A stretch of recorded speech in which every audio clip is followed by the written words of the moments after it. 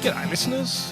Welcome to Bar Karate, the sailing podcast. My name's Jordan Spencer, and that strumming guitar means that BP's sitting out in his balcony waiting to talk. So we've got another great session of talking to some really cool sailors, but of course I have to share the mic with my two idiot mates. So first off, let's welcome to the microphone Mr. Brett Perry. Greetings, exalted one. BP. I am on the balcony. I do have my guitar. I am strumming away. I was going to buy an IQ4 a couple of weeks ago. Yes, that's right. I'm not now. Oh, okay. Why? No, too hard. I have been out for the last 3 days and had the pleasure to be out for the last 3 days with an IQ foiling training camp here in Sydney. And I got to say, it is impressive. Yeah. It is impressive. Those things are fantastic. I do still want to have a go on one, but I can't see me spending my days every day on one. They are thrashing those things out. Right. Impressive. We'll talk about more during the day. Yeah, I look forward to hearing some more about this. Let's bring in the other guy so we can bring it up. So let's bring in the other guy. He had a voice that could make a wolverine purr. Mr. Nick Bites. Vice Commodore Nick Bites. He is. That's correct, gents. For the listener, I've just put on my Vice Commodore's hat. A new role I've taken up with the Cruising Yacht Club of South Australia. And congratulations. Yes. Well, yeah, thanks. And it was the only one that was the closest rhyming with my name. So it's perfect. Just wonder if they envisaged a 1950 Land Rover sitting in the Vice Commodore's park. Can we just? They've laid out the oil pads. Oh yeah. So you're a glutton for punishment because you brought it up. Righto, go, Jay. Okay. But no, well, that's what I wanted to bring up. Congratulations to Jordan for getting our most engaged post ever with Bar Karate. Sending a photo of when I got stuck in the Defender. Yep. And but as I did say, it was old news. That was like 1 year ago. But I had to flesh out who actually sent it in. Yep. And it wasn't hard to do because there was two guys. It was either Harry Fisher, our fourth leg, or Mr. David Snowd. So I put out there with a little bit of a push. And within 3 minutes, bang, he's come. Oh, that's a bit defensive. Yes, I saw that one. Because it was pretty. With every strategy, there's a tactic, gents. Yeah, I'll let you know that. And that tactic worked beautifully. Yes. Well played. Can I just say for the Cruising Yacht Club of South Australia, the person that paints the road or the sign for the Vice Commodore sign, please just change it to Vice Commodore right now. And everybody at Cruising Yacht Club of South Australia, just refer to Nick as the Vice Commodore. Yes. I think from forever now, like until the future, we're dead and buried and gone, it'll be Vice Commodore. It's a nice fit, this hat. It's a good hat. You've got a bit of style about it. All right, well, that's exciting. Can't wait to see you in the white shorts with the white knee-high socks, white shoes and the lapels. Coming up the last Saturday of October. So is opening day at the CYC, and I'll be in my whites. Do you remember the olden days? Actually, Mr. Jeff Betcher, a great mate of all of ours, the ex-Commodore, has offered some of his attire to me. So I went around for a fitting the other day, just had to let the legs down about 8 inches. Got right in. As long as he's not loaning his undies as well, mate. Well, they were there, red ones. I was trying to think of a nose joke, but no, it doesn't work because he's got a massive honker. Yeah. Well, anyway, the olden days with the CYC opening days, they were big. They were big. You're going to be on the other side of it. So congratulations. In all honesty, one of the key roles we want to do there is bring that kind of feeling back to yacht clubs. Not only, and that's what we're doing here with Bar Karate, right? Mm-hmm. Making sailing fun again. So you want to allow people to climb all over the roof? Well, probably not that far, but a club environment is built for its members, and it should be, and that's how it should be. And if anything I can do is help bridge that gap and bring it back and make yachting and being a member of yacht clubs fun again, well, yeah. Good luck to you. Take it on. Good luck to you. Cool. Well, let's get our guest in because I'm really, really interested in this conversation. I reckon it's going to be a good one. I think we've got a lot to learn here. As you just said, we're about building the sport and trying to bring more people into the sport. That's all we care about. And one of the elements of the sport went missing this year, and I didn't even think about it. After the Olympics, being a sailing tragic, I was thinking, I completely forgot sailing was out of the Paralympics. And it was sort of like, it was a bit heart-wrenching because it suddenly occurred to me that, our sport's disappeared and I wonder what's happened. And it just so happens within Australia, we've got an absolute legend of the Paralympics. We've got a bloke who went to 3 Olympics and won a silver and 2 gold in the Skud class, which is a cool name for a class of boat. And I've actually sailed a Skud. I tested it for a magazine, so I know what they're like to sail, but not as hard as it max is. Load. Hey? Tested max load. That's it. But yeah, so we just wanted to have a bit of a chat because we're interested just to see the whole process and the whole experience and actually learn from one of the greats. So I really am quite keen to welcome to the show Daniel Fitzgibbon, OAM, mate. Congratulations. Thank you, Jordan. Thank you, everyone. You guys are legends. I'm just proud to be here with you. I've kind of heard of you guys. I'm just happy to be here and sharing the air with you. So thank you for having me. And look, awesome. Anything to do with sailing, I'm interested in. Yeah. So the important thing, you come from a sailing family and you started sailing as a little fella, didn't you? Yeah. 5 years old, I started sailing sailboats down here in Manly in Brisbane. And I've been a lifelong sailor. And one of the best things about sailing is you can be a lifelong sailor. You can't be a lifelong rugby league player or a lifelong AFL player. You can be a lifelong sailor. It doesn't matter how old you are, Yep. And I guess I'm really lucky to be in that position. Doesn't matter what disability you have either. You can go sailing as well. So, such an inclusive sport. I love it. I'm just lucky to come up from where I came from. Grew up in Sabos, went to 420s. I know all the, grew up sailing with a lot of the guys you guys know, and then had the Olympic dream and wanted to go to the Olympics in the 470 class. So started down that track. So, yeah, that's where I come from. Yeah. Going back to the grassroots side, Dan, what kind of sticks out? What's the greatest thing in your memory, back in the Sabo days? Was it just mates? I think the mates, you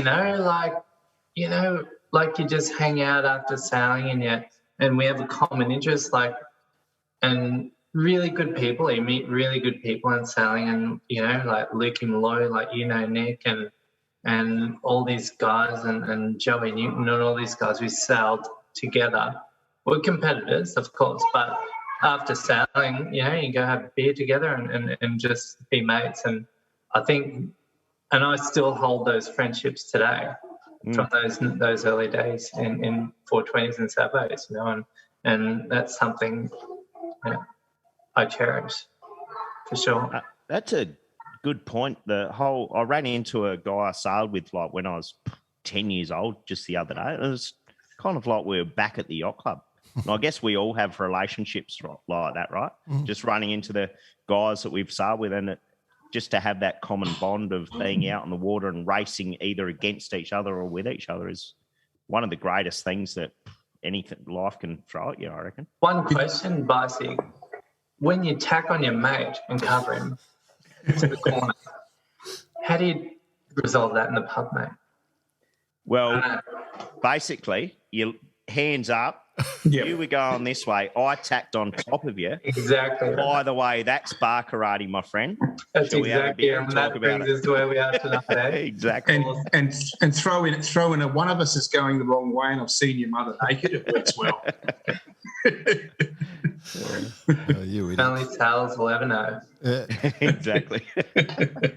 So you one of the things you said, Daniel, which I love, is that sailing is inclusive. And you hear so much in the mainstream that sailing is elitist, and I've heard it talked, and I've rang into radio stations when they've said it, and just they say, it's an elitist sport, because they were talking about, actually it was one group were talking about the America's Cup, and we all know what today is. And anyway.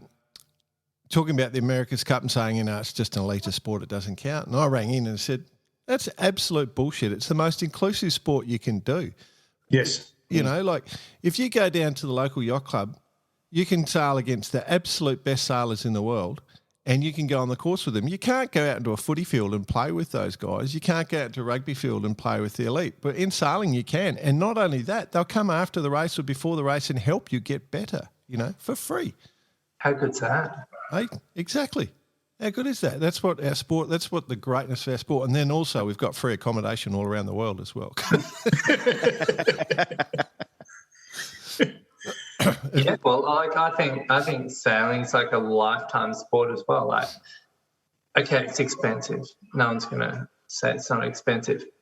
But you can do it for your whole life, whether you're young, old, able, disabled, male, female, doesn't really matter. You can do it from 6 years old, where my daughter's going to start sailing soon, to when she's 96 years old, You can do it for your whole life. And, it doesn't matter what happens to her through her whole life. I know one thing I do know, she can still sail. So it's pretty inclusive to me, Jordan. Yeah. No, it's good, mate. All right, let's get into the dirty bit, the hard part. So you were campaigning in a 470, Sail Sydney? Yeah, well, I was actually in this actual time, I was sailing 420 in South Sydney, and we're competing. We drove down from Brisbane. I lived in Brisbane at that stage, and drove down from Brisbane, went yachting, or a couple of days before, we went yachting on the Saturday, and we had a function after sailing, as we do, to catch up with everyone at the Middle Harbour Yacht Club. We all know the Middle Harbour Yacht Club. It's such a great club. Mm-hmm. And, just having a bit of a function there. And tradition would bring, at the Nationals year before, Nathan Wilmot won the Nationals, and we didn't. He was under protest. And one of the great things about sailing is we have protests, and they can delay things and make things a bit awkward. But so the presentation was done, and we couldn't celebrate his victory by throwing him in the water, and he was getting thrown in the water as a celebration, and I was just standing on the dock, on the deck, just watching it all happen. And I don't really know what happened, mate. I was on the edge, and next thing I know, I was in the water, and I'd fallen in pretty vertically, and shallow water. It's maybe 900. I think they said it was 900 mils deep, and where I fell, and it was 2 meters high. So I'd fallen 2.9 meters and just fell straight on my head. And I normally would have jumped in the water, but the deck had a edge plank, a bit of timber on the edge, which my feet were up against, and I couldn't get, I felt I think the crowd might have surged or something, and I felt it from behind, and I just couldn't get my feet up and just toppled in, mate. Just one of those things, bit of angles, and I ended up breaking my 5th vertebrae in my neck and becoming pretty much instantly quadriplegic. So I was 21 years old, so come from just living my life, going to university, doing some yachting, and in a hospital pretty much instantly, and just things changed really quickly. Really, just in one. I do have to say, mate, I've got a good mate who's a quad, and I remember the first time we went out drinking, it was quite funny, because you just don't realise the consequences of it. He's sitting there with me, and he's gone, Jordan, can you go to the bar and get me a drink? Oh, of course, mate. Yeah, sorry. Yeah. Okay. So, yeah. Now go and get me a bloody straw. Oh, okay. Now hold the drink up to my mouth. Yeah, here we go. It was just... You wouldn't have heard this before, Dan. No, this is true. It's like that Jake throw the dartboard at me. Yeah, no. And that poor turtle that snorted that straw, now he's killed plastic straws for it. No, paper straw. You ever drunk red wine through a paper straw? No. Terrible. Yeah. That's the life we live in, buddy. No, what can we do about it? I'm going to say, like, there's moments of gold that come from it. And one of the things that we have to get on the plate early because it's going to fire up Mr. Nick Bice is you won the Paralympic Team of the Year in 2012. I remember is one of the things I found in my research. And I saw the photo, and the hosts for that evening was Lawrence Moon and Sam Pang. Moon Man and Sam Pang, who are two hilarious comedians in Australia, that really good quality blokes as well. Yeah. And I was just thinking how cool it would be on stage for that. That would have been a dream come true. Dude, it's like a lot of people, like just you meet so many people through yachting, and that's such a great Yachting Australia. How good's that? Getting some legends on stage and funny people, and they're really, really good. And was it Gordon Bray, the rugby commentator? Yeah. Another one, and like you just meet pretty much everyone. Like I've been very lucky, being successful, and you just get to meet a lot of people. Like pretty much, like just lucky. Didn't get to meet you, Jordan, though. What's happening? Oh, well now we do one it. that gets away, eh? Hey, let's get into, the championship. So I'll say that, again, you won a silver in 2008 and in Beijing in the Skud. You're sailing with Rachel Cox at that time. And then 2012 and 2016, you were back-to-back, first Australian sailing team ever to go back-to-back in gold. Sailing with Liesl Tesch, who's came from a basketball background, I think, in the wheelchairs. Sure. So amazing accomplishment. Your abilities, what do you reckon gave you that extra talent? Was it all the development work you'd done as a kid coming up through the 420s and 470s and all that racing you'd had? What made I think after Beijing, like we're just pretty new to the class in Beijing. Everyone was new to the class. It was the first games it'd been in, and the guy who won, Nick Scandone, was an All-American sailor. He'd got ALS, which is a degenerative disease, and he's a very accomplished sailor, very good sailor, and he just was getting worse and worse. And he beat us fair and square. We weren't prepared. We didn't have the time. Rachel was from Perth. I was from Brisbane. We didn't do the training. We just didn't do the time, And after the regatta, we just debriefed what went wrong in this regatta, why. Like, we were on the podium, but, the American anthem over Beijing Harbour, we didn't really, it wasn't our day, and I'm a pretty ambitious guy. I want to get better at after every race. I'm a bit of a debrief guy. I'm a brief and debrief guy, and we just have to get better every time. Doesn't matter whether we win or lose, we just need to get better. That's how I work. And we had to get better, and I just thought with Rachel, a really lovely person, but we just reached the limits together. And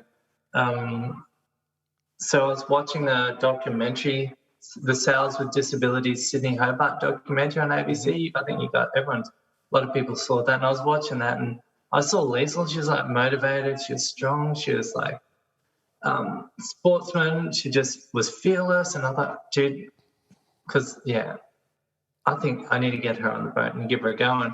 And the next day I rang up the Australian Paralympic Committee. I got a number and I rang her up and said, Lisa, you want to go sailing? Like, just come for a go. And she came out. We met at the at the Royal Prince Alfred down there. And by that stage I'd moved to Sydney for some family, get away from family issues. I just wanted to concentrate on sailing and try and really to step it up. And Lisa came down, and I just really enjoyed her spirit, her strength, it gets pretty cold and dark on boats, and you need to stay upbeat, and you need to stay motivated, and you just got to, and Lisa was that person. And I'm the calm, boring, process-driven guy, but she was like the bit of an engine for me. Like, I was like the computer, she was the engine, and that's kind of how we worked. And we worked really well together in that way.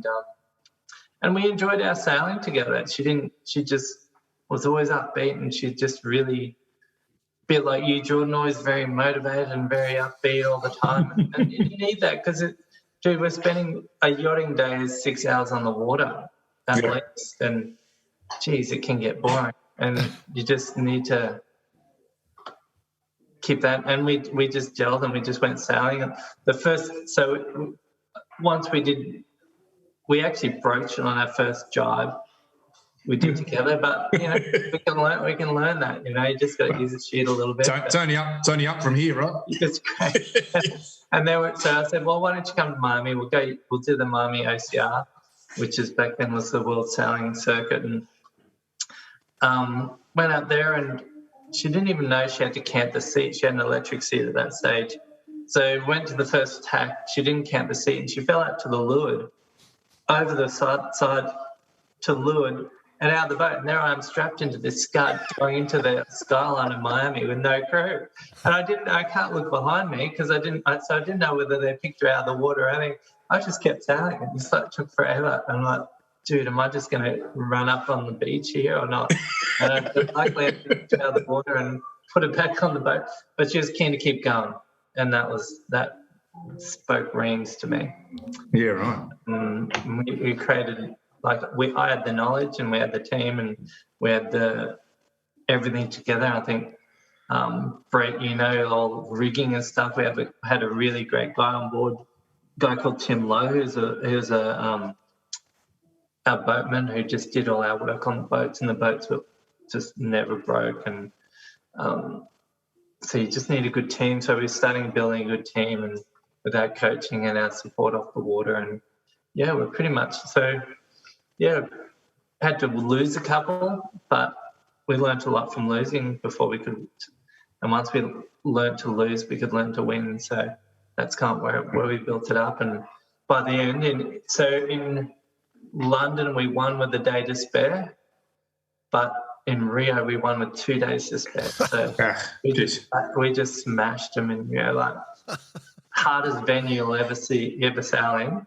But we won 9 out of the 12 races. Wow. With the rest twos. And for me, I'm just proud of how we sailed in Rio, because I don't know if anyone's sailed in Rio, but the inversion layer for the sea breeze and the height of all the mountains around there, it's just so complicated.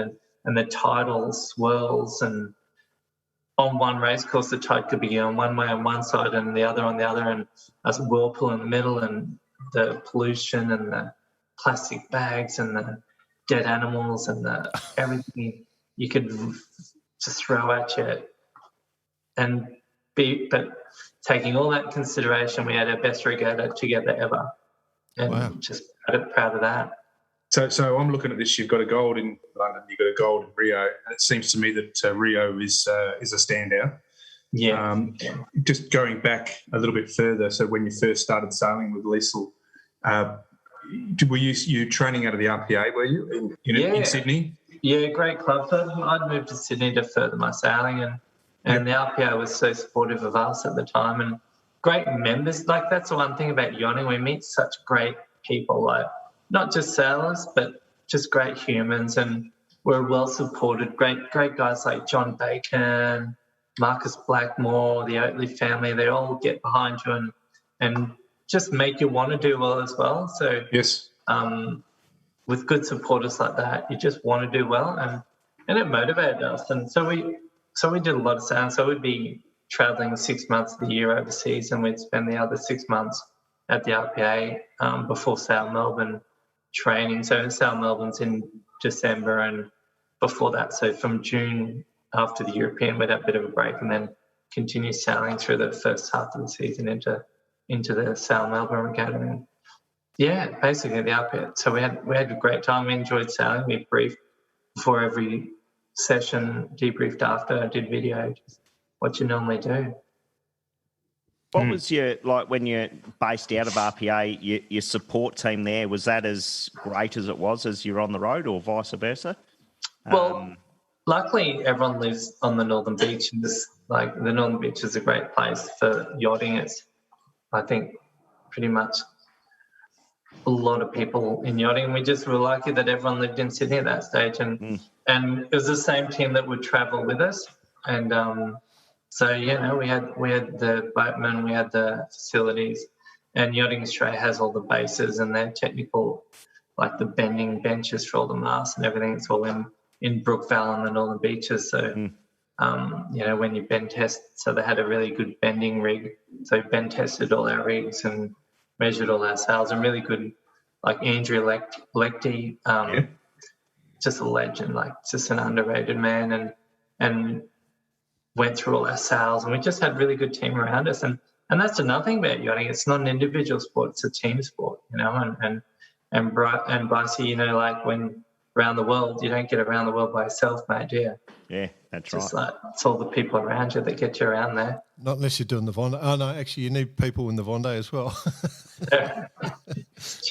True. You mentioned the supporters, not the actual technical side nor the coaching side, but there were a few individuals that helped you out, helped the team out along the way.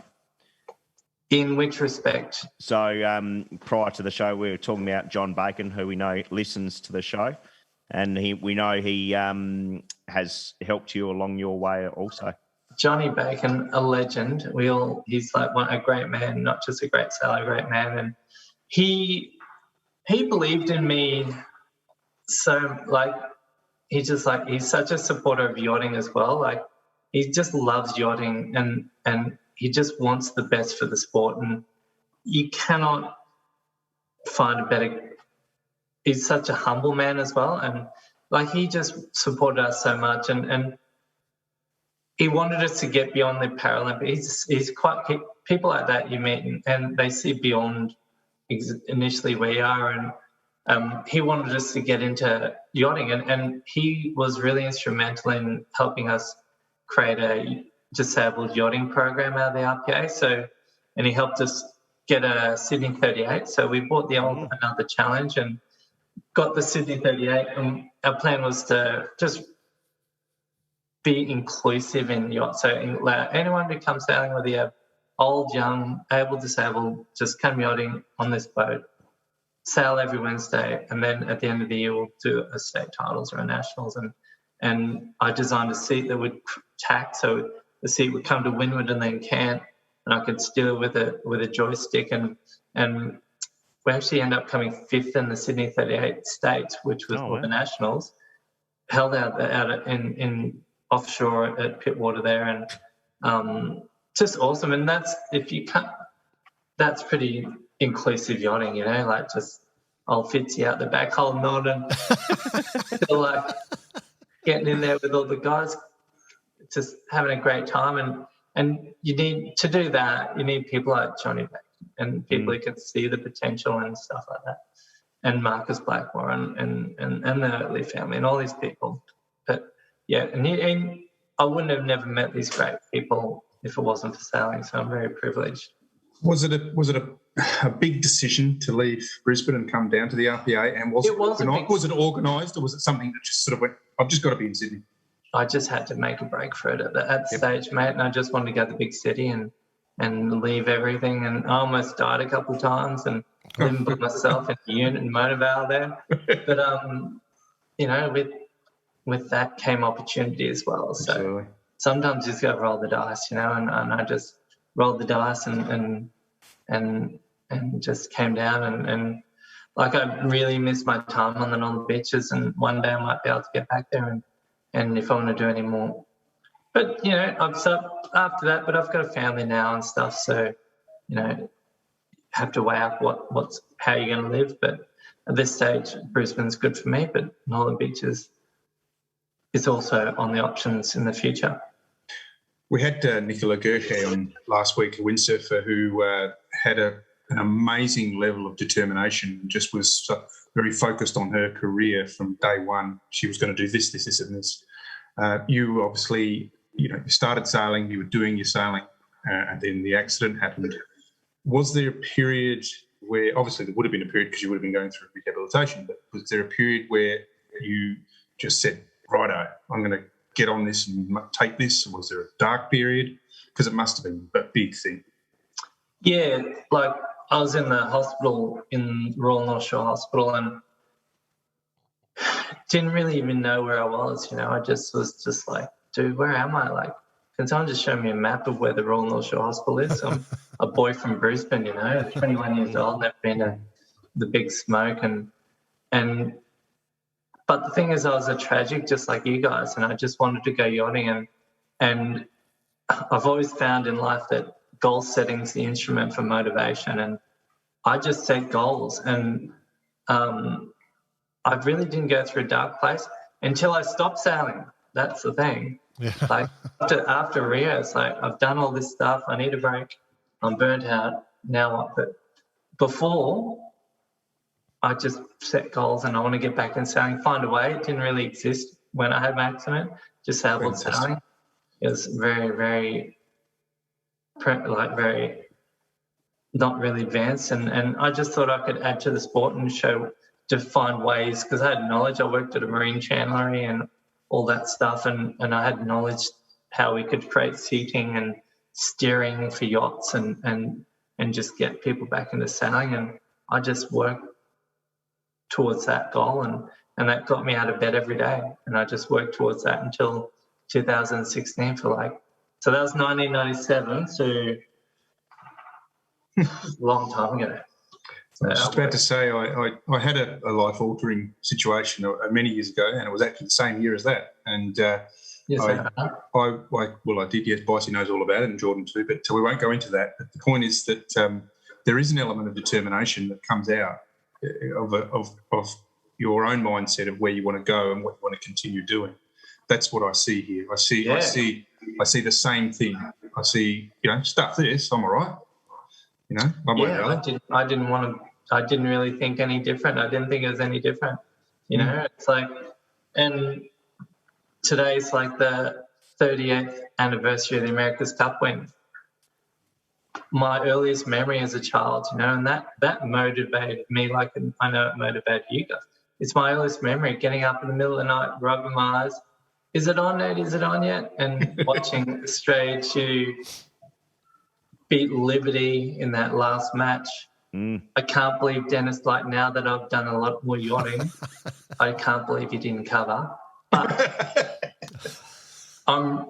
But also, and that's that motivated my father to get a yacht and get into sailing, and he put me into yachting. So it's kind of all these things that happen. So history, kind of things like that happen, and just changes. Like, so he bought a yacht because he wanted to go yachting, and he got me into yachting because he thought I should get into yachting, and that's kind of how that all worked. And I'm now personal friends with most of the people who won on Australia too. Like I go to dinner with Huey Trahan, and he's just such a humble, nice guy, and Brownie and all these guys, and Phil Smidmore and all these guys. I'm just really blessed to be, and we're all inducted into the Hall of Fame at the same time. So which was a really humbling moment for me that I could be inducted in the Sailing Hall of Fame alongside my heroes. And so I've been very blessed in how it works, and it's great to talk to you guys on tonight as well, on the anniversary of the 26th September. You're pumped. He's pumped. Hopefully Robbie's out there. Robbie Trahan, mate. He's more pumped. He's the most pumped America's Cup player you'll ever meet. Such a legend. It's bloody hard to imagine, like the just how things move so quickly when Australia 2 did win in the yachting world. Like, how long would have it taken to get to that same level if we didn't win that cup? Australia didn't win that cup. It's a huge part of our sport and history here in Australia. Yeah. Absolutely. As I sort of claimed on the show, I reckon I still believe it was foundational for launching real, genuine pro sailing. That 87 America's Cup was when it all kicked off into proper pro sailing. And yeah, they're all amateurs back then. And I'm talking to Huey about they used to campaign old far boats in the half-ton cup back in the day, in the IOR days, and they're all self-funded, or they might get someone to help someone at the yacht club to help fund them, but it's all amateur, and the Wilmots and all that, they just went out there and went yachting, and somehow they got it all together and put all the right ingredients and put it into Australia too, and went off and beat the bastards. maybe we should have I was just going to say you could have a Para America's Cup. So that could be quite interesting. Yeah, I think my view for disabled sailing is integration. So Yeah. I don't think we should be in any other category. We just have a chop on with everyone else. And we're lucky we've got the equipment that can do it, I think. I think my view would be there's no Paralympics anyway. I think we should just have a chop with everyone else, you know. Well, and because the boats are so heavy, they can handle a bit of someone not hiking 100%. Like, depends on the boat, but one of those X2s maybe, or any type of boat out there. Mate, I'll see you in Brisbane. We're going sailing, don't worry. I've got a theory anyway, Dan, that that Coots is setting up the sail GP that it's just going to be the lone soldier left on the boat at one. Is that time right? anyway. Just a computer programming you? No, well, maybe one individual. So it's kind of like F1 racing. Wow. So that completely opens the door up. Got aspirations to join one of those teams, mate? I think I'll start at the local yacht club, buddy. I haven't sailed much since the game, so I was pretty burnt out. So, like we all know, I had a child a year before, and I didn't get much sleep the year before the games because, you know, crying all night and just got a bit and just such a and we got, you know, we had some issues over in Rio. We were like robbed at gunpoint. Yeah. We're like just very dangerous and so things. So we just locked up and let out for sailing for a couple of hours a day, and then put back in the shed. So I got a bit burnt out. So look, I don't know, mate. I'm ready now. I'm getting ready. Maybe that's a good question. That's a good question. So you say you haven't sailed for, you know, since 2000. Well, I sailed one regatta. A lot since the games. You must, yeah. So you're saying you're ready to get back into it. So yeah, I miss yachting. I need yachting in my life. I miss yachting. I've done the father thing, but she's off to school now. So I've got a lot more free time. So yeah, I just want to. I'm ready to get into it. I think get back into it. I think how it's going to happen, I'm not 100% sure. I've got it organised. I know how to do it. Yeah. Jordan's onto it. Here we go. Stand by, Daniel. I'll take notes. Go back to the America's Cup, the Italian boat. Okay. The skippers didn't move. You could sit on one side. And I can use a joystick, no trouble. Joystick, exactly. I'm a flight controller. Stuff. Correct. Awesome. You're done. You've got it all sorted, mate. But before we start talking about which boats you're jumping into again, what transpired after Rio in the evolvement of actually removing sailing out of the Paralympics, or was that's interesting, isn't it? It happened. Actually, happened before the games, and it was in shock. It was shock. Everyone was in shock. What? We were too. Yeah, just shocking. And it all evolved around the governance of the sport. So Paralympic sailing was governed by, I guess, a pretty amateur group of people, and they actually just didn't fill in the application properly when they. It sounds familiar, Honestly, boys. It's pretty basic. Sounds familiar. And the guy who was running it was actually a lawyer, and they just didn't fill out the information properly. And I think the application properly, and so they cited that we didn't have enough countries or something that participate in sailing. Going back to what you're saying, Jordan, elitist, but it wasn't true in the end. And I think they just thought television ratings.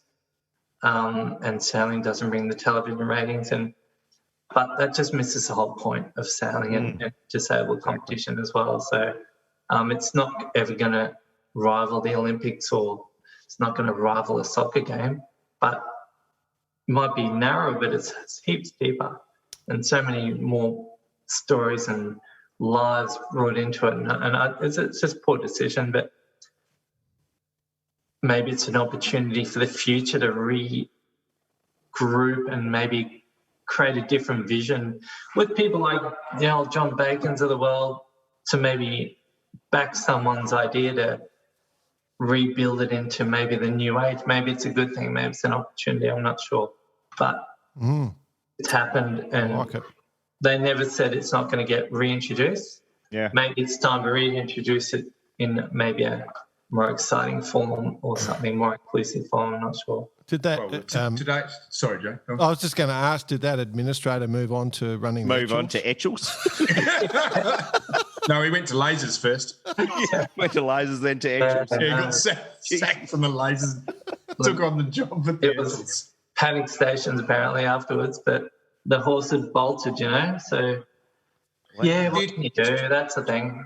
Do you think Daniel, well, is there some ideas perhaps? Is there something that maybe that is brewing that could be put forward? I mean, the world still spins, right? And there's still para sailors. Yeah. Well, I don't think we need specialist equipment is my idea. Copy that. I think we adapt existing things. So also we can adapt and use existing equipment and also integrate into existing yacht clubs and existing everything. So I don't believe we should be something like maybe an RS. What are those little RS keelboats? The 21s. The 21s. Yeah, there's one of them. There's one of them at Drawing, so you can come down here. We got one of them here. Is that right? Well, they're great little boats. I would put a canting, tacking seat on that. They're not so weight sensitive because you got rails on them. You can't hike anyway on them. Just sell one of them, no problems. And if you go on one of those, mate, put the seat as far back as possible. It's just more. Right. I love the VX. I'd get on a VX, but they're a bit 4.5 sensitive. But I can put it on tracks 4.5. Yeah. So I can get my seat 4.5. So get in forward on the light air, out the back when it comes up, But there's just no end. There's no end. But you just need a driver, I guess. The VX fleet listen to this podcast religiously, and the guys, a lot of the guys involved in that fleet are doers. They'll be listening to this with interest, mate. You'll probably get a phone call. Trust me. We got great. I've met a couple. They got a great fleet up here in Brisbane. You do? Yeah, sure. And they're awesome. Basically, just like a Skud. Basically, what I used to 18. I think they're a bit longer than 18, aren't they? Yeah, just a bit. 20. They're just basically mini keelboat. Exactly what I sailed, asymmetric. Yeah. Pretty. Hey, can we ask an important question, bud? If we put you into, take you away from and just blend everything in, what happens if you go in the piss for you? Fuck. That's the answer. I'm strapped into a chair. Like my chair's my chair's bolted to the boat and I'm strapped into the chair, right? So the chair would have to come out. That's fucking major. It never happened. I had the main sheet wrapped around the neck through a couple of wild drives in Weymouth once upon a time. That wasn't exciting. I went in the piss. I've got a life jacket on. Yeah. But I float upside down, unfortunately. Yeah. So the answer is, I don't know. Ah, okay. It's an interesting discussion. So, but yeah, I don't want to go on that. We're yachtsmen, mate. We stay out of it when you're in the. Yeah, that's right. It's slow, as yachtsmen, we hate water. We hate water, mate. We're allergic. When it rains, we go home. Yeah. Don't like water. Yeah. It's slow in the piss. It's slow, mate. When you're in there, you've lost the race anyway. So it doesn't matter.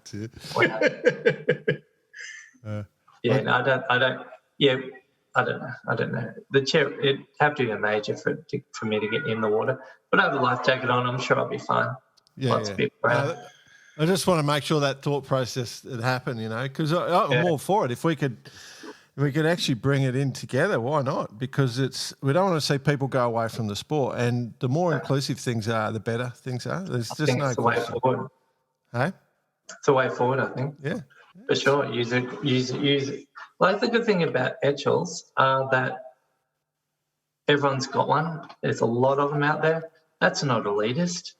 They're like $5,000 for an Etchell. You put a little seat in the middle and then get a lot more people in the sport. So it doesn't really matter. I guess it doesn't matter what type boat it is. Just I think the members of our sport, they're the ones who understand that the most as well. Yeah. That is 100% inclusive, not exclusive. Yeah, exactly right. And I think it's the way forward. So we're lucky to be in such a good sport with such good people. So, and you guys are doing an awesome job promoting it. So is there any restrictions on, you say you're strapped in a chair, you can cant it and stuff, but with your steering, is there any restrictions for you on steering? No, I guess the only restriction is the load on the helm. So, if you're sailing a loaded up boat, you're not sailing it properly, I guess. So that was my view. And no, I think that's where we'd have to win the race, use the existing equipment, but create really good adaptations to use that equipment really well. You'll always run into some issues. Like in the Sydney 38, I was using electronic steering, and that wasn't governed within the class rules, right? So in the nationals, I wasn't actually allowed to use that because the class rules stated you weren't allowed to use electronic steering. So, and I'm sure any class that you encounter will have those type of restrictions, or you'll rub up against things like that, which isn't a problem. It doesn't really matter. But I think what's more important, just rallying the people and also finding the target audience as well for the boat. So who you want to go sailing, it can't just be me. It needs to be a lot of other people. I'm happy to pave the way, but we need to. Someone who wakes me up in a hospital one day wants, you can go sailing, mate. Just go down that yacht club. That's every bloody day, and that's a really huge point. I mean, go down and have a chop. Yeah. Have you had a lot to do with that? Have you sort of obviously there's a lot of people who have accidents, and have you sort of utilised your experience with motivational side of things? I haven't. No, I've just been concentrating on getting a house, and I've just had to get away from yachting for a little bit. I understand. Mm-hmm. But yeah, I think I'm ready now to get more involved in that respect. But yeah, I think there's an opportunity there, and if there's the demand, I think I'm happy to help out in any way. It might not even be sailing. But I guess we want to go sailing. Sailing such a good sport. But just getting out in the water and stuff, But the world. I mean, it doesn't matter. It doesn't necessarily matter about your situation. The world loves stories, and that's what it's about. Storytelling. Yeah, that's storytelling. Right. Storytelling and experience, and for sure. Just have a go. Give it a crack. Have a go. Yeah, but we do have a very lucky sport. Sailing's such a great sport with such great people, and not the biggest sport in the world, but certainly a great sport, and it can cater for dinghy sailors like Jordan, yachtsmen like Nick and Brett. And me. and the old keeping the rig up, mate. You got to keep the rig up, Brett. What's that, buddy? You're keeping the rig up, mate. That's what's important. Oh, yeah, no, I just get the guitar. I'll get the guitar out. I'll get the guitar out and strum a few chords on my patio, mate. But it caters for everyone, This is can't all be helmsmen, but you can't all be four-deckies, And on the Sydney 38, what was great about Sydney 38, we had a deaf guy on the foredeck. So you could yell at him all you could, and he wouldn't listen to you. And we had that's normal. That's normal. And we had a blind guy on the main sheet. That's normal. A guy in the wheelchair steering it. And in between, we had some 470 sails and whatnot. And it just worked, mate. It was just such a great thing. I love it. The deaf guy on the bow, that's just a cracker. It's just crazy stuff. And a blind, it's like you did it for a joke, isn't it? No, he's a great bowman though. Dip pole jibe underwater, no problems, mate. It's so good. We're in the Sydney Harbour Regatta, and we're driving back to the finishing line in the middle, towards the Middle Harbour Yacht Club, and the breeze was billing. We had the masthead bag up, and this is billing 25, and I'm looking over my shoulder thinking, this black stuff coming. We've got a lot on here. We better put the fractional up. But we didn't have time. I had Alabache Spinnaker, that was Jessica Watson's old boat, another challenge, the Sydney 38. Yeah, so it's a big masthead Alabache girl on this big Spinnaker. And I saw a rip on the corner. I said, she's going to blow. And she said that. She blew to a million pieces. But you didn't have to tell the deaf guy to go up there and sort it out because he already knew. He was watching. He didn't wait for you to tell him because he was just watching. The guy on the main sheet. And how was the guy on the main sheet? He wasn't watching. He did it by feel. He was a bit lost at that stage. By the way, he something was wrong. Jess she's a very committed listener to the show, mate. So she's listening. Jess is a legend as well. Yeah. What a great person is. Yeah. Great for the sport as well. Absolutely. Great person. You're right. Yeah. So speaking of legends, like who are the para legends that we should know about? Like that. Oh, there's this guy, Daniel Fitzgibbon. He's quite good. Fitzy, I believe they call him. Some guy called Fitzy, There's a guy who's doing the single-handed 60-foot. Is it the... Yeah. In the Omoka, in the Vendée, did he get fourth or something? Didn't he get, what's his... Yeah, he did. Yeah. He's a true thing. The French guy. What's his name? It's the 2.4 sailor. Oh, I've just lost his name. It'll come back to me later, but absolute legend. He's also won 2 golds in the 2.4, but not back to back, unfortunately for him. So multiple, but just a great sailor as well. And he's the epitome of inclusive sailor. He's only lost a hand. Yeah.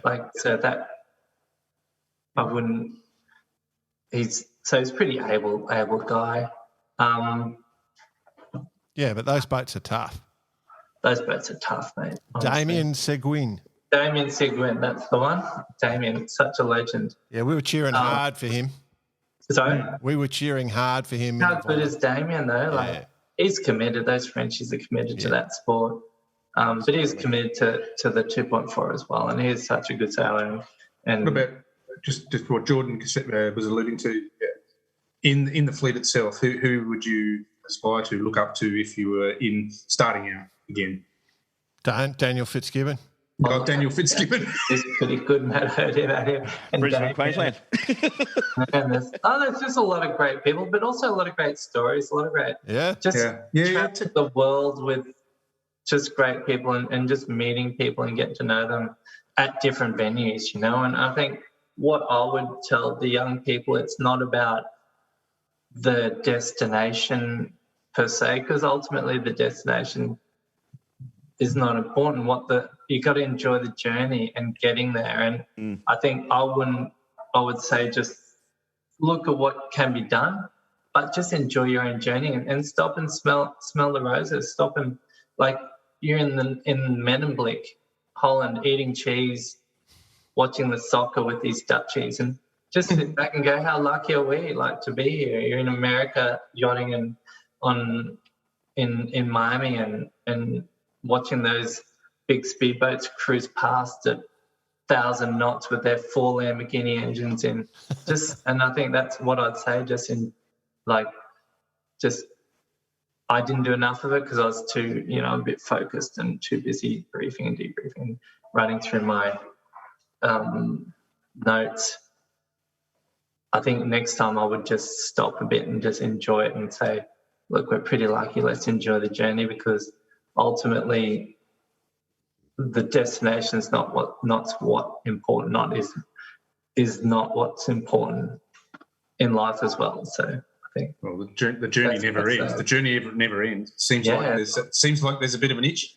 Good. Yeah, coming along. Yeah. Well, next time, we'll see. I think I'll get back into yachting for sure. Good words. Unfortunately, I think I smelt too many roses.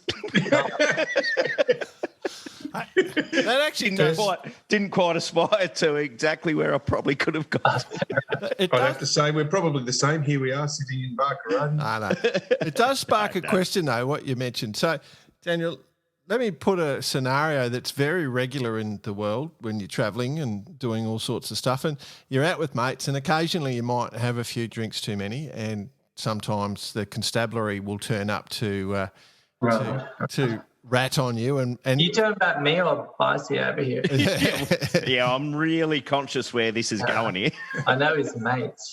So my interest is, like sometimes you pretend you don't speak the language. You try all sorts of little tricks to get out of trouble. I was just wondering, as a para, like you're in your wheelchair, do you just like point at the wheelchair and say, do you get a little bit more freedom from the cops? The cops. Well, look, I wouldn't condone drinking. Firstly, Jordan, I'm not a drinker, mate. Yep, I'm fair joking. Well, we don't condone it either, but if you do slip... You take what you can take, mate. I've never been arrested, but yeah, they might take it easy. I haven't been arrested, but you just have to try your chances. But yeah, you do. The best thing about being in a wheelchair is have a parking permit, mate. We all know that. Be able to park in the good spots, but yeah, no. Girls sometimes take pity on you, which is good in the pub. And so yeah, no, I wouldn't know about the police, but I think I'd try everything else ever I could to stay out of the jail, mate. I reckon for sure. Well, just checking to see if there was any hidden stories. I thought we might get a secret story from one of the Paralympic events where somebody... I'll have to think about that one, mate, next time. I'll have to think about that one, Jordan. I'll email it in to you. You can read it out, okay? I'll think about it. I'm sure there's heaps of them. Yeah, I'm sure there are too, mate. 100%. Yeah. So what about the dollars? Like, did you make much money being a parasailer? No, it's not much money. Like, I got all my bills paid, You did? Yeah. Oh. Through the Australian Paralympic Committee, Yachting Australia, personal sponsors, they bought the equipment, development, all that. We can't rode on the back of the Olympic guys.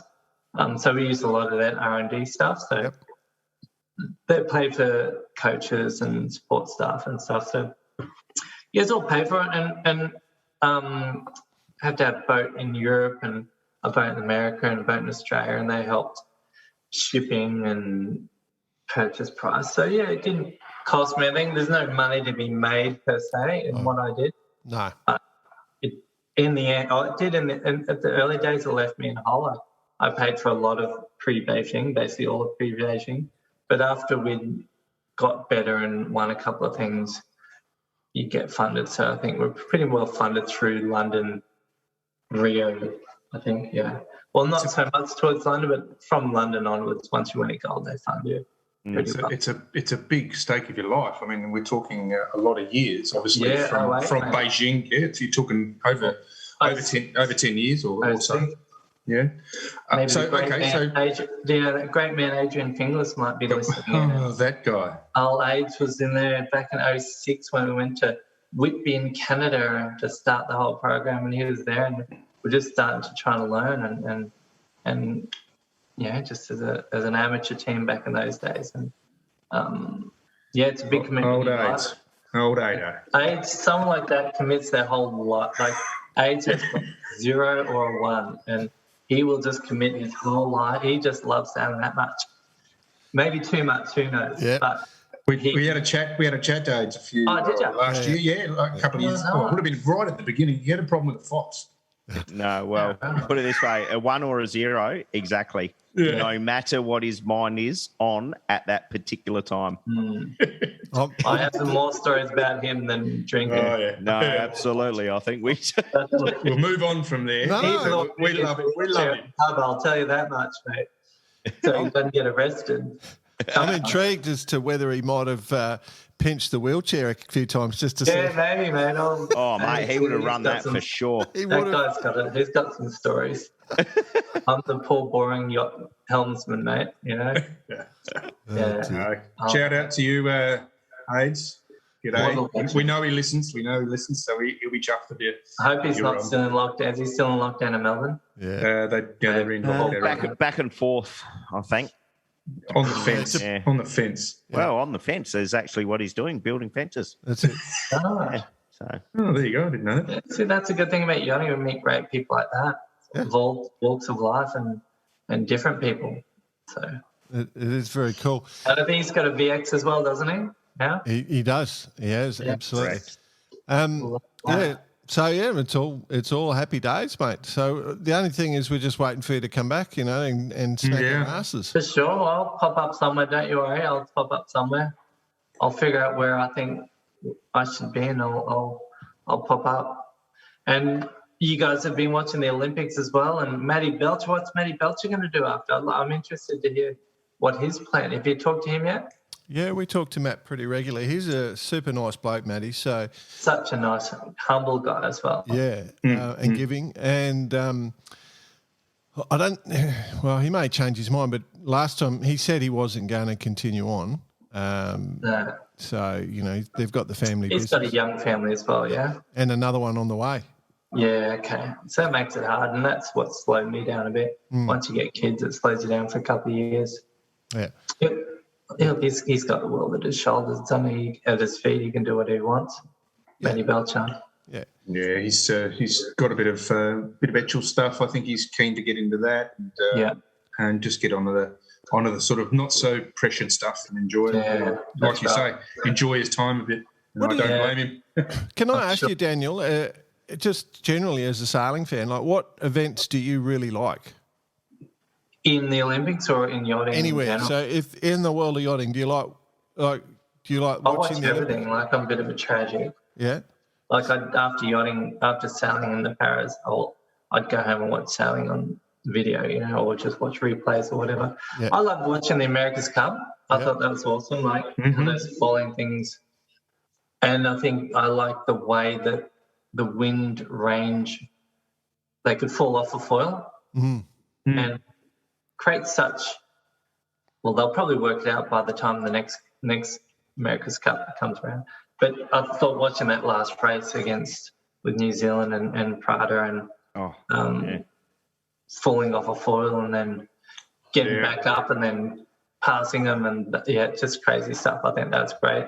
I love watching Olympics because that's kind of where I come from and doing that and so that's kind of where I like and just any type of yachting I can watch. I just love it all. I think it's and dinghies and it's all good.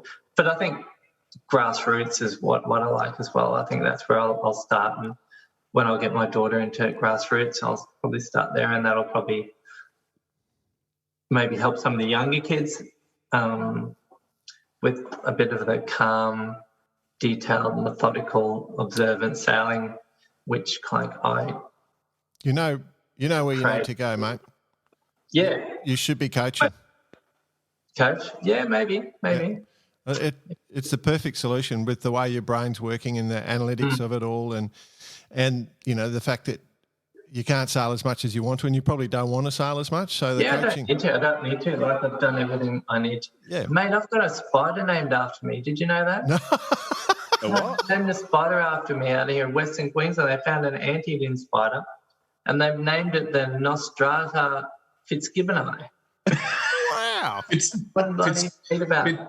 Fitzgibboni. Fitzgibboni. You don't need to do anything else, mate. Drop the mic. Move on. Is that how you picked up your wife? Like, is it you just met her in a bar? I've got a spider named after me. Because I know I'd be using that line. I met her before the spider, mate. I can't believe you haven't heard of me. Yeah. Fitzgibboni. Can you imagine? Like, if one comes into the house, you're not allowed to kill it, are you? There's no way. Well, this actually is a very ugly small ant-eating spider. So they're the size of an ant. They give off pheromones to make the ant not attack them. Oh, yeah. So they pretend they're an ant, and all they do is pop off one ant at a time and just have a bit of an eat and then go to sleep and then eat another ant. Wow. That's perfect life. Their life is Ornithophones Anonymous. Cool. The scientist who found them on some farm out in Western Queensland. She said, well, reminds me of you, because it's a long story.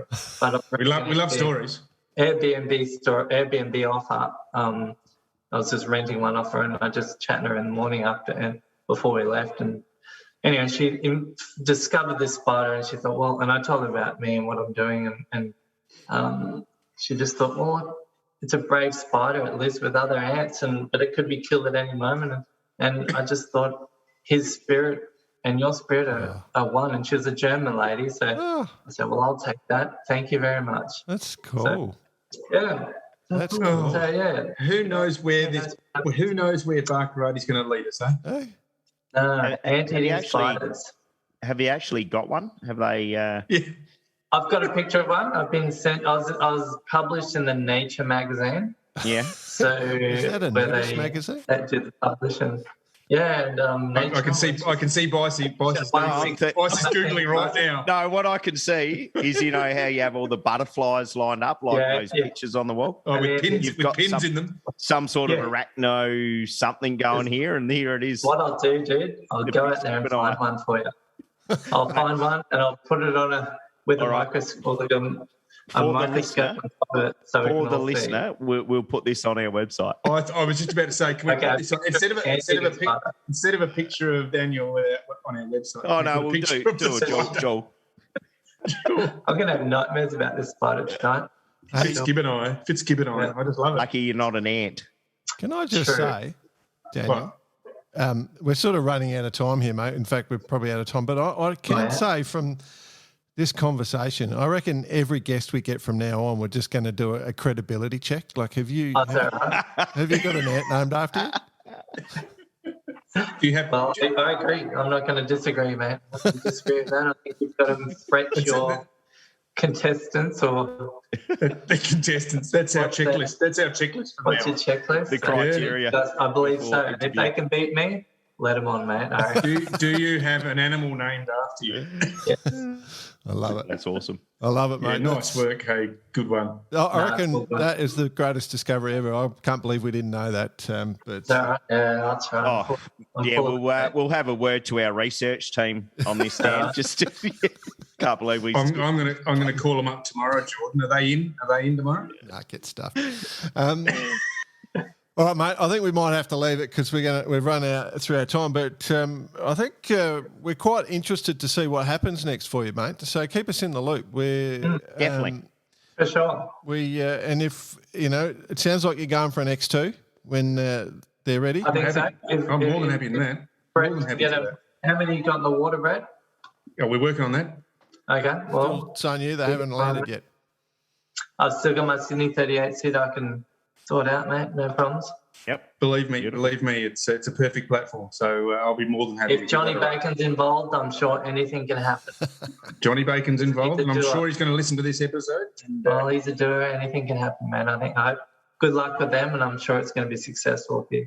Oh, thank you, mate. Thank you. All right. Good work. Cheers, mate. Good on you. Thanks, boys. Thanks for having me. Chat. Thanks, Fitzgibbon eye. Big Fitzgibbon eye.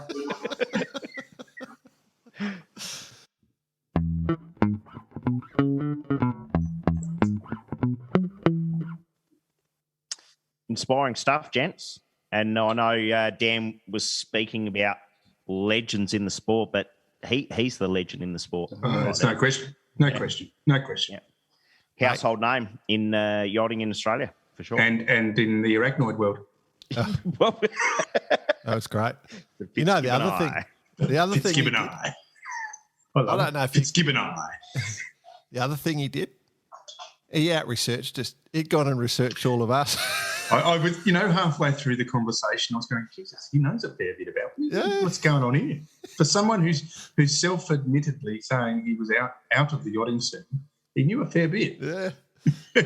He did say, though, he did allude to he was a researcher and what do they call that sort of person that sort of really sort of studied up on the situation. And that's probably, he said, he attributed to his gold medals and his medals. I should say medals.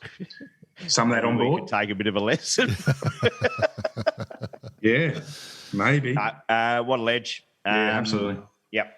Yeah. I just and looking forward to seeing what the next steps are, actually. Yeah. I think there's a chapter there.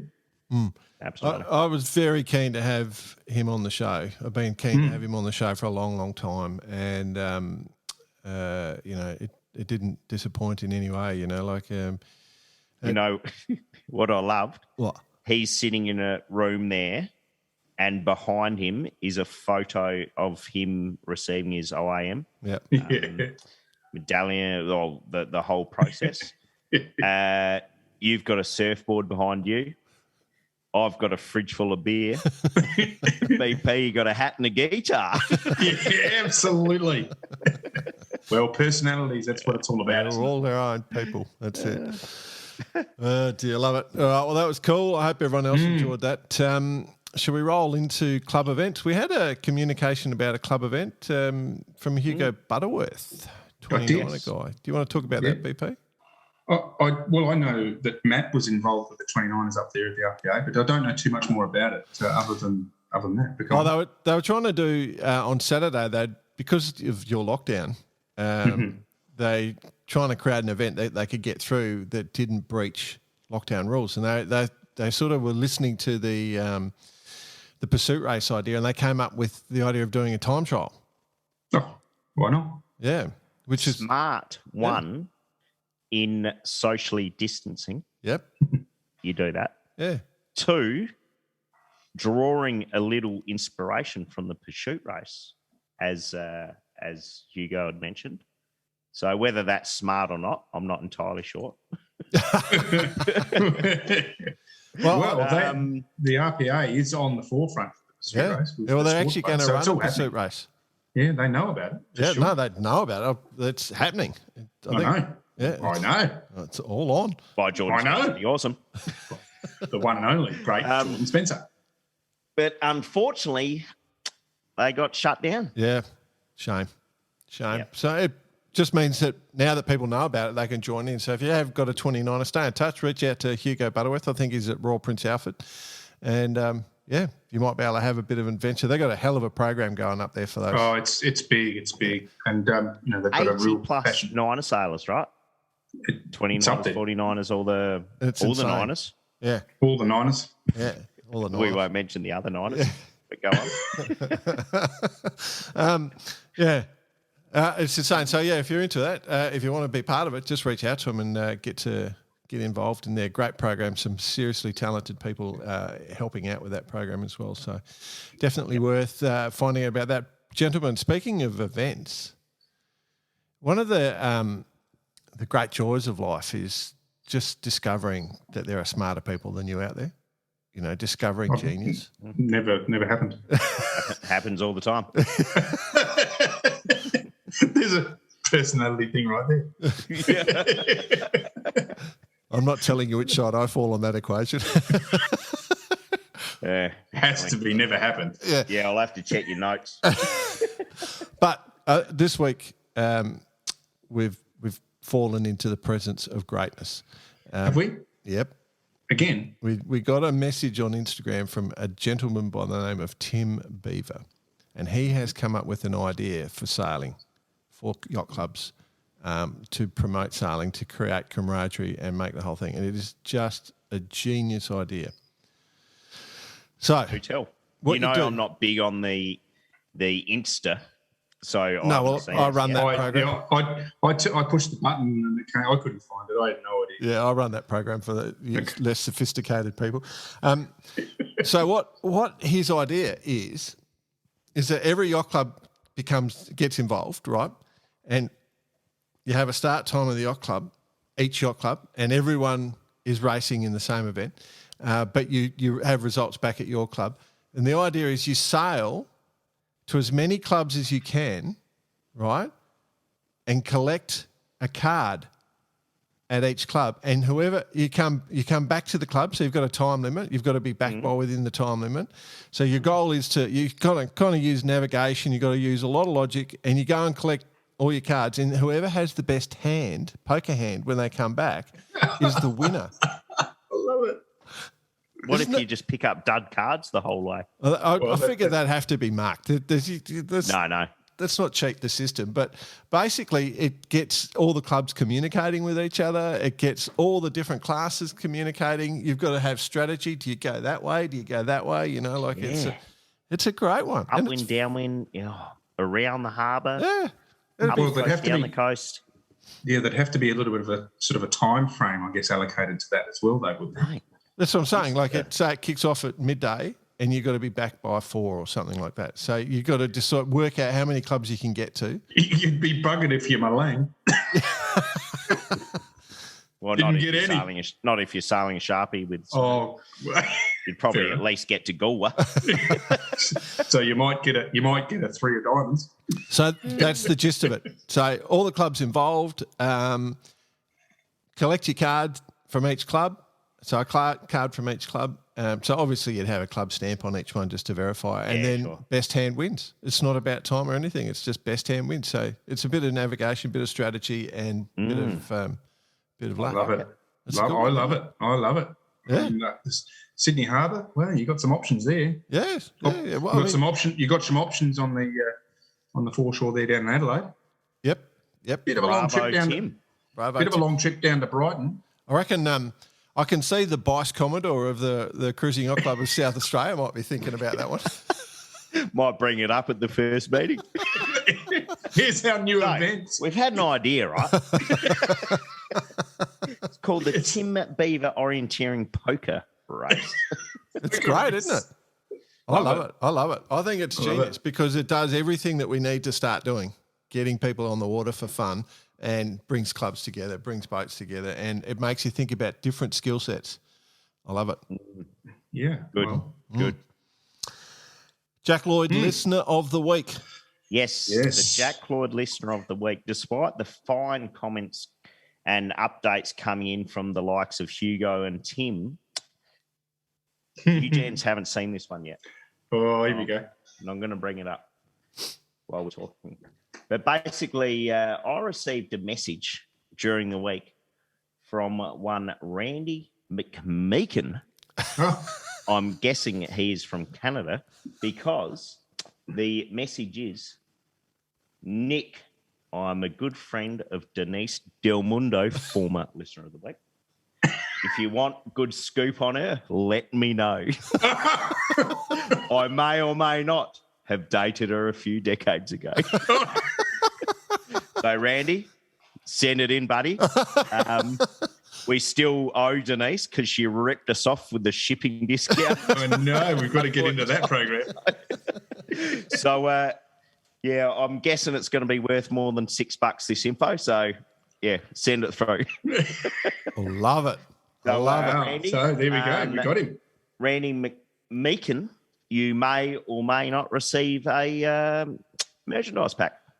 Let me put the disclaimer on out there for everyone that you won't be receiving a merchandise pack. Oh, where is it? We don't have any money. Yeah. Really? No, so congratulations, Randy. Good correspondence. And this is not only his own, the only bit of correspondence he sent previously. Yeah, he's been busy. No, he's sent quite a bit in. He likes, especially the stuff about the M11 and the Etchell gate, we'll call it from now on in. So, no, he's an avid listener, and thanks for listening, mate. Look forward to enjoying a sailor's lager at some point in time. Wonderful. Here. The M11s are called the alleged Etchell now, aren't they, with the double L? We weren't talking about this. Speaking of getting angry, America's Cup, boys. Bloody hell. We got some more emails during the week. Been unleashed in K1W1 land. A1W1. Yeah. So did you guys, you read we got Emirates Team New Zealand sent us an email, and I'm sure they send it to pretty much every other media outlet in the world, and not. I don't think they did. Really? I don't think they consider it. I don't consider it. No, it's straight. It's only to us. Okay. Yeah. Oh yeah, dear Jordan. Yeah, there you go. And dear Jordan and your two idiot mates. Dear Jordan and friends. That would be genuine. Then you know that's genuine. I got one called Dear Nick and your two idiot mates. I got one, Dear Brett, and you. No, come on, let's be. So did you guys see that? Yeah. We saw it, but there will be no better person to give an analysis than yourself, one Jordan Spencer. Where do you sit on this one, mate? Oh, this is just like watching a chess game right now. This is it's what, a 15-minute one or an intense one, where the moves are life and death. Okay. Because they obviously there was a sort of quiet takeover trying to happen. This Mr. Dunphy was obviously trying to play all the political games in the background. But the thing that I found interesting, and I want to hear the discussion about this, where they threw back at him all the allegations of things he'd done, where he had a call with a member of the New York Yacht Club. Yeah, there was this, yep. And try to get a challenge at the US Supreme Court, the New York Supreme Court. It's almost like undermining, isn't it? You know, going back, going underneath and stooping. The financial support of Ernesto Bertarelli. Mm. Now, I thought he was backing the Australian challenge. Well, keep an eye on this space. Keep an eye on this space, Jeps. Wow. We broke that a few episodes ago, so we expect that to come out. Do you reckon that's where all this money was that this Dunphy guy has been talking about? It was just Bertarelli's money? Well, you know something, Boss. Bossy does know something. The way the Boss Commodore knows something. the way Team New Zealand has come back firing, as well as the Royal New Zealand Yacht Squadron. Yeah. Mm-hmm. It's obviously nothing here is aligned. And I'm sorry, but Team Dunphy, all I can see is that dude out of what's that show called? Family. Whatever it is. Modern Family. Modern Family. The Dunphy, a bit of a kind of a family man. Bit of an awkward type dude, and that's all I've got in my head. Yeah. And that's what this actually sounds like. But making allegations all over the joint, getting shut down pretty quickly. But if you're out there, Mr. Dunphy, we welcome you onto the show. Oh, yes. To tell your side of the story. Yeah. If you do exist. Exists. If you are real. The challenge is out. The challenge is out now, Mr. Dunphy. Are you real? My favourite line in this whole press release, though, is that if it was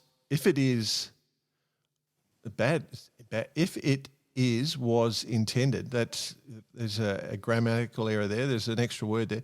It should say if it was intended that yesterday's statement is a denial. That's Mr. Dunphy's statement from the day before. Then Mr. Dunphy should look at his Zoom call register and refresh his memory. That he was on a Zoom call with the Commodore or whoever of the... Rumour has it he doesn't have a professional account, so you can't go back into your history. Oh. Look, or go over 40 minutes. It's interesting, isn't it? So, but you know the fact that this is going on makes it less likely that it's going to be held in New Zealand. Oh, yeah. Yep. So we do have to say that. Yes. Yeah, that's the real gist of this whole email. So that's from us. That's a bummer. A big bummer, but we'll still wait to hear. Just for everyone, like in general, it's a big bummer, right? But unfortunately, reality bites sometimes, and that's where we're at. Good. Like everyone talks about making the cup cheaper, right? Like it'd be good if there was a development class making the cup cheaper and opening it up to more people. It'd be cool. Like I'd love, if it was say a $10 million spend, right? Well, yeah, something like that. Maxi 72. Oh yeah, or smaller. Like even a 30. Etchels on foils. Yeah, 30 something. I reckon that'd be, and we have clubs, a lot of clubs challenging. I reckon that would give it a different sort of gravitas. I know it's all a big. No, I'm all for maximum spend, top end of technology, because all that other shit exists anyway. Yeah. Like we've just seen that New York Yacht Club Invitational. Yeah. All that stuff does exist, right? The TP52s generally it's basically a world championship every weekend, of which they are sailing or getting fired up for now. It's a great point. It's a great point. Or the Maxi 72s. That does exist. Oh, there's a multitude of classes. But who would have thought, okay, let's go one step further back. Who would have thought, 2 or 3 years ago when we were launching into this program that we would have seen what we saw at the start of this year, with those boats going around. No one would have predicted that, right? And so this is what you're saying, and I agree with you on this one, is that it always seemingly makes the impossible possible. And if you go back to even the 1800s when the first triangle sail was used, because Could you imagine all those blokes sitting around a room with square sails going, it's not going to work, it's not going to work. Then all of a sudden the triangle sail comes out and does what it does. It's I'd sort of almost similar. go as far as saying even the lead-up events mean bugger all because it's all about the cup anyway. Yeah. So you shouldn't be in it unless you're going to win it. It's the question then that all this stuff is just part of the it's done on purpose. The cup. Didn't I say this last week? Yeah, it's all organised. There's no problems. All this stuff is just done to create awareness, and that media and marketing. That elite end and owning that elite end is what the America's Cup's all about. And if they didn't do stuff like this and pretend there was giant egos, they're all great mates behind the scenes. And it's all. So, Mr. Dunphy, now's your chance. Come on the show. Is that what you're saying? Yeah. Are you real? I can't see it happening. Not now. No. Oh, we're not. We love it. We love all the banter. Unfortunately, some people are going to get burnt. Some people will be called liars. It's the America's Cup. Some will come through absolutely shining. So, when is the America's Cup short of controversy? Yes, we love some controversy. All right, moving on. Speaking of America's Cup, 26 September 1983. Great year. Where were you, Jordan? I know exactly where I was. Yeah, I know exactly where I was too. I'm the oldest one in this group, I think. So I was in high school, and everyone just decided to take the day off and go up to a local waterfall and drink beer. And I'm sitting there going, I'm genuinely the only person that none of you blokes care about sailing. What are you all doing up here? This is from, you haven't earned the right to be here. But, so you were going to be up on the waterfall on your own? Yeah, I didn't care. But it was fun. Everyone lost their shit, basically. It was insane. So September 26, 1983, Australia 2 wins the America's Cup. Game changer. 156 years held by the US. A long time. But yeah, as mentioned, talking with Dan, it's one of those seriously life-changing moments for many people, and really paved the way for yachting in Australia. If not, like you mentioned, Jordan, the professional yachty, which was built out the back of it from the Fremantle America's Cup in '87. I just remember it because our Prime Minister at the time, Bob Hawke, basically stated that if any employer fires you for not coming to work today, you're a bum. Yeah. That's what he said. Yeah. It's a big day. It was a big day. Everyone it was a Sunday. It was a Monday, wasn't it? That we got it up effectively on the Monday. For the listener, just to show our age range here, I was 10. Was on waterfall drinking beer.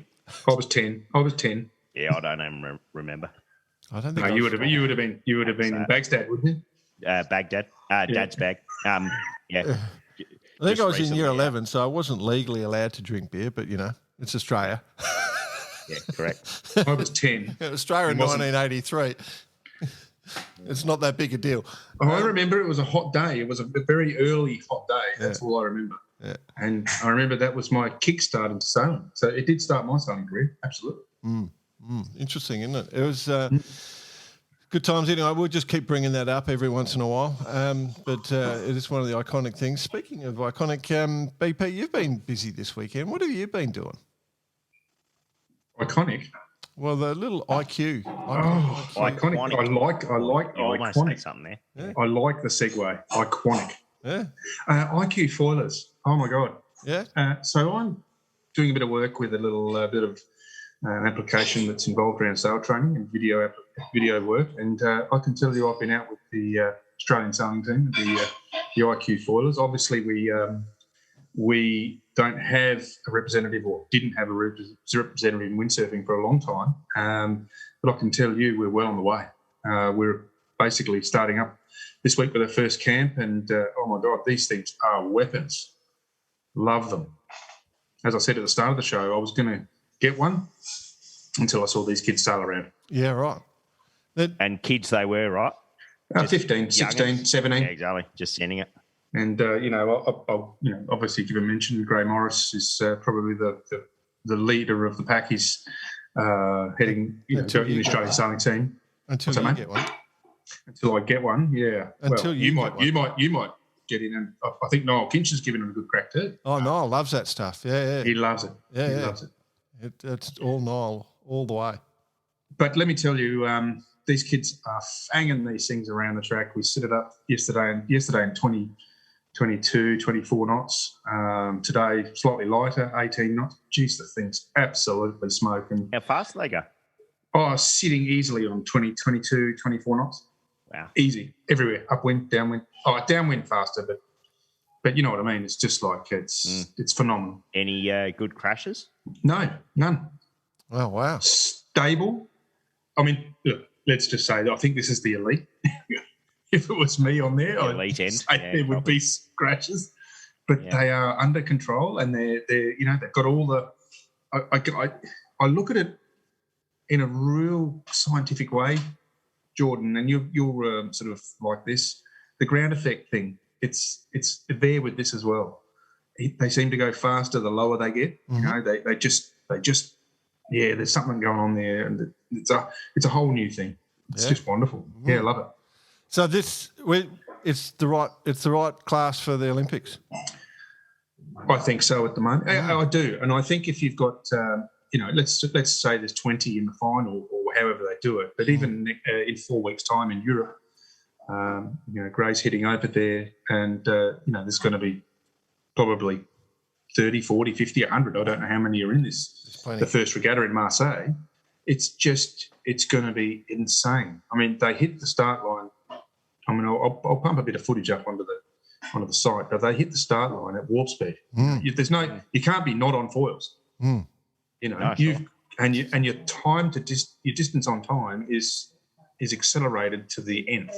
Yeah. And it's phenomenal, and that's what they're practicing now. And it's just unbelievable. So cool. I'm interpreting from this, BP, that World Sailing got it right with the IQ. That's what I'm happy. I'm happy with the IQ. Yeah, I think we're going to see the wingdings. Yeah, I was going to say they got it wrong. Yep. In not introducing the wingding before it became right. I was speaking to Brett Morris today, who's right into it. He said, no, they'll keep the kiteboarding in, but they'll call it kiting without strings. So that's where they're going. Oh, so that's where it'll take over. Yeah. I got it. Stringless kiting. Stringless kiting. I got it. Nice.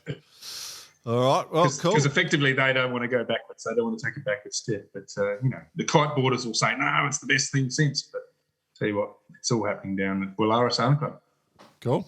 All right. Well, we're very Australian-centric this episode. So, but we've been offshore a bit. And we got to put the boot in the Canadians. Canadians is how do we say it? Canadians. Canadians. Which is Canucks. The Canucks from Canada. Sorry about that. So yeah, no, it's all good. What else? That's it. I think that's it. There's a few there's a few hoodies left. I think there's like 6 left in total. All the midgets out there need to come in. Yeah, 6 hoodies left, and we've got probably 20-odd T-shirts left. So getting quick, especially if you're a size small or a size medium. We may never ever order those sizes again. Yeah. So all those supposed merchandise packs that are getting sent out. We've all got smalls and extra smalls in them. Make sure, if you want to be part of the Jack Lloyd Listener of the Week, you're a size small. Love it. All right, lads. It's beauty. It's been fun. Love your work. Love your work. Yes, and thanks, Daniel, for joining us, mate. Super cool. Thanks, boys. Nothing in front, but bitch, you're black at night. Got to show you this IQ footage, lads. Nice hat. Take me where the wind might be. Spicy well. Take me home. You're so handsome in that hat.